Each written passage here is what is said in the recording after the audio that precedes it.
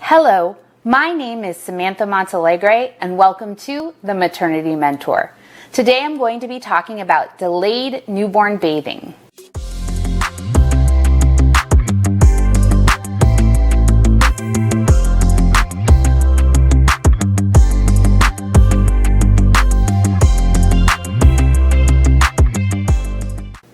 Thanks for joining us. For anyone who doesn't know me, I have been a registered nurse since 2009. I have spent my entire career working in the maternal newborn nursing area, including mother-baby postpartum, NICU, antepartum, and labor and delivery. I have practiced as an IBCLC since 2012 and have been maternal newborn nursing certified since 2013. I have also received specialized training in perinatal mood and anxiety disorders, as well as perinatal bereavement. So many parents eagerly await the first bath after their baby has been delivered. Yet many parents don't know that this can actually be harmful to their newborn. And waiting to bathe a newborn is the evidence-based recommendation. Let's explore why delayed bathing is so essential and the reasons why you should consider it for your baby. Delayed bathing has not always been the standard practice. In the early 1900s, as women started to have babies in hospitals versus home births, bathing babies soon after delivery became the standard of care. Babies were separated from mothers and sent to nurseries where immediate bathing was preferred. This is because babies were thought to be filthy from birth. Starting in the early 1990s, many organizations, including the World Health Organization, or WHO, were releasing studies on the effects of separating mothers and babies and its effect on breastfeeding, as well as early bathing and breastfeeding. This led to the development of new recommendations adopted by hospitals across the country. The WHO now recommends waiting at least 24 hours before bathing a baby, and some other organizations have proposed waiting 48 hours or longer. The 48-hour recommendation is especially useful for babies who are born via cesarean section. In fact, once your baby gets home, your baby does not need to be bathed regularly. The American Academy of Pediatrics recommends sponge baths only until the umbilical cord has healed. Then your baby should be bathed only 1 to 2 times per week. Daily, you should only worry about wiping down your baby's face, hands, and diaper area. Once the baby is a little older, baths can be increased to become part of a bedtime routine. Now let's look at some of the specific reasons why delayed bathing is recommended. Babies live in a watery environment in the uterus. To protect their skin in utero, they develop a waxy, creamy skin protectant and moisturizer called Vernix. Vernix protects against the loss of electrolytes and fluids while in utero. It also provides protection for the baby during delivery by creating a skin protection which reduces friction.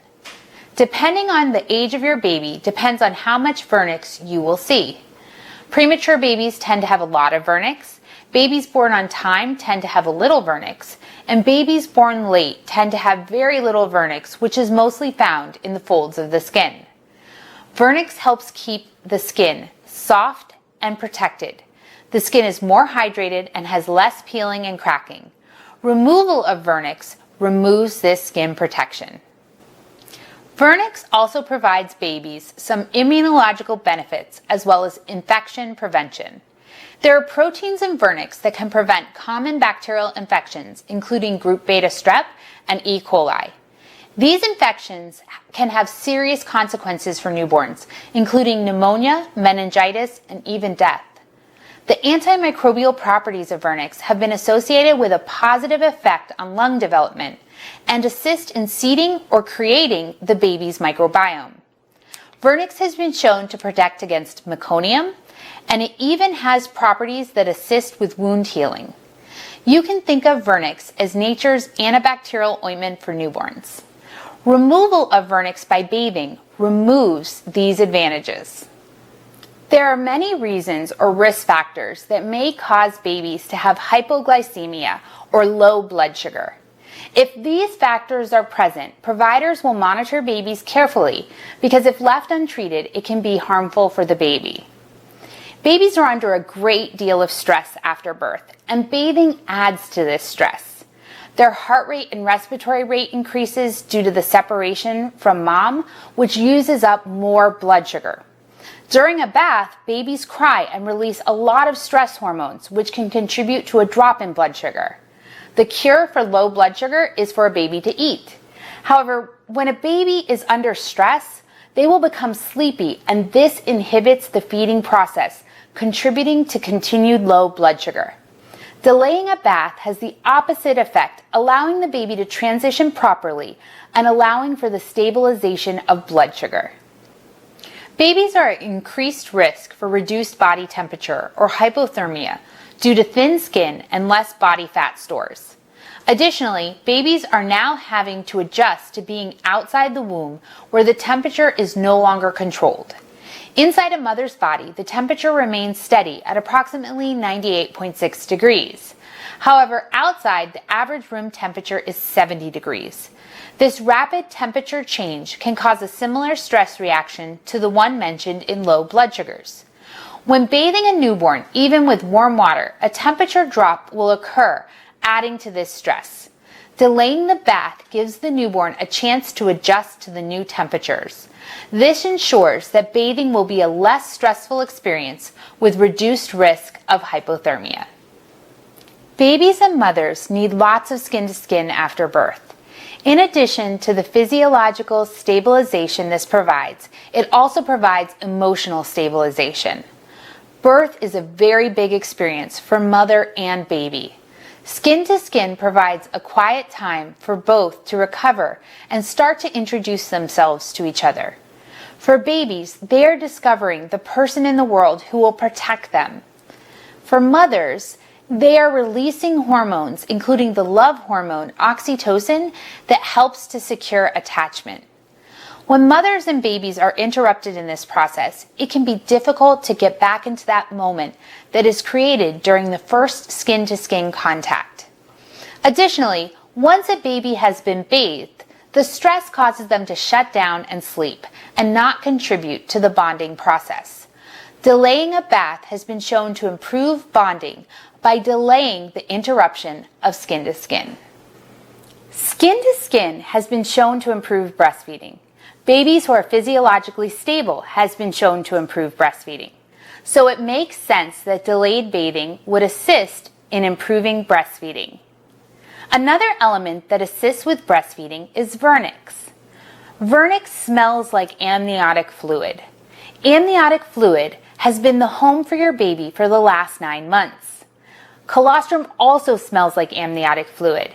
It is thought that when Vernix is left in place, the babies recognize the smell and then seek the same smell at the breast, which assists with breastfeeding. One study of 1,000 newborns was conducted where approximately half the babies were bathed shortly after birth, and the other half were delayed. The rates of exclusive breastfeeding in the delayed bath group were 68.2% compared with the non-delayed group, which was 59.8%. With breastfeeding being heavily encouraged due to all its benefits, it's important to give mothers all the advantages possible to make this successful. Delaying the bath is one of these tools. The final advantage of delaying the first bath is a fun one. When babies were bathed soon after birth, this took place in one of two locations. First was the birthing suite. Often nurses would bring the baby to a pre-warmed bed in the corner of the room and bathe the baby. This eliminated the mother, who was in the middle of her recovery after birth, and often eliminated the partner, who had a split focus, to say the least, between mom and baby.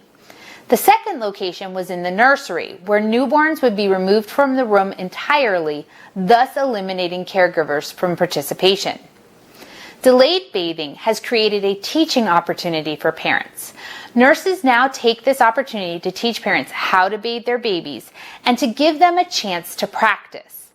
After this bath, mom is also usually ready to practice skin to skin, which helps the baby to recover from the bath. Remember, take pictures of this moment. If the birthing location you deliver in practices delayed bathing, you will notice healthcare workers wearing gloves. This is a safety precaution to prevent exposure to bodily fluids, including blood and amniotic fluid. This also protects your baby from getting an infection from the healthcare worker. Another safety precaution applies to bathing itself. There are a few instances where bathing the baby soon after birth is recommended. These include mothers who have been diagnosed with HIV, hepatitis B, and hepatitis C. Additionally, if the mother has active herpes lesions, an early bath should take place. When an early bath is recommended, it is advised to bathe around 2 hours of age.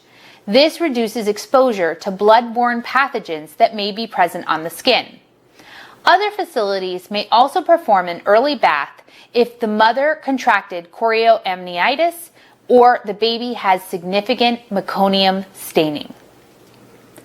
Delayed bathing is the new standard of care and so beneficial for both mom and baby. I hope this has explained why it is so important and encourages you to request this practice when you deliver. Please share your comments and let us know what topics you would like to hear more about. If you like this content, please remember to hit that like button and subscribe so you can be the first to receive this information. Remember to share this channel with your friends and family and follow us on Facebook, Instagram, and Twitter for additional content. We will link those in the description below. Thank you so much for joining us at the Maternity Mentor.